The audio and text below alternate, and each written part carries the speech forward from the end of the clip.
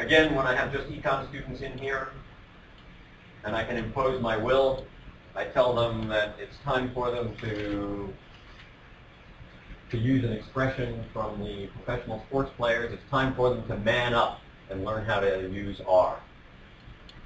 Because if you want to be current and you want to program exotic estimators, you can't use eViews and LIMDEP and so on and so forth. You've got to learn how to program in something like R. However, you're a much, excuse me, what about SAS? SAS is,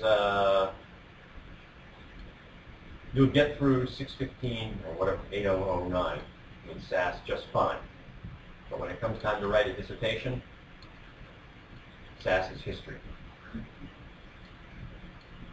There is no killer statistical application. There is no killer software package that's going to do everything for you. And if you believe that there is, that's fine. Maybe you'll be working in an area where SAS, you survive with SAS all the way through.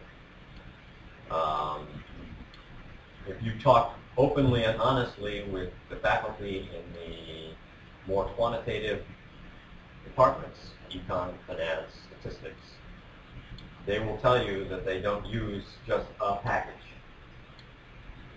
Heiberger and Bert Holland, for example, are big fans of S+ and R, really big fans. Not because it's a statistical software package per se, but because it's a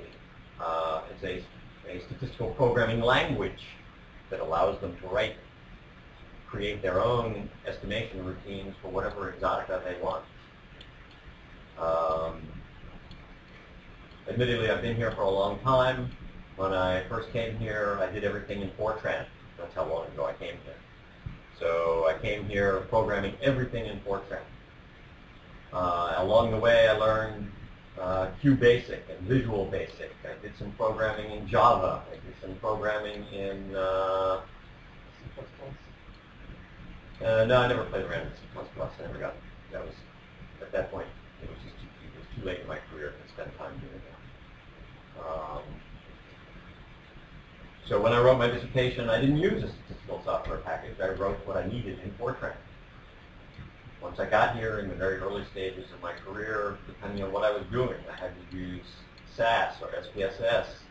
And there was another BMDP, was popular at that time. And so depending on what I needed, I had to switch back and forth between different software packages.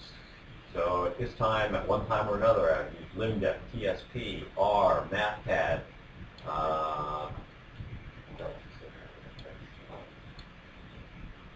SAS. So there is no killer, and eViews most recently I've been using, because it has some really neat features to it that the other software packages don't have. And also, I'm using it because we're doing some contract work for the Department of Energy, and they use it. So whatever I'm writing, they need me to use a software package that they are using so that they can take the programs and use them themselves. So there isn't going to be a statistical package that solves all your problems all the time. And so if I am encouraging you to get MathCAD, probably it's because before too much longer you're going to need to know something like that. If I'm encouraging you to use eViews, it's for a reason. You're going to need to know it at some point. If I'm encouraging you to use LIMDEP for something, there's a reason. Because at some point soon you're going to need to know how to use it. Because each of these packages, as general as they are, can't do everything equally well. Just as an example,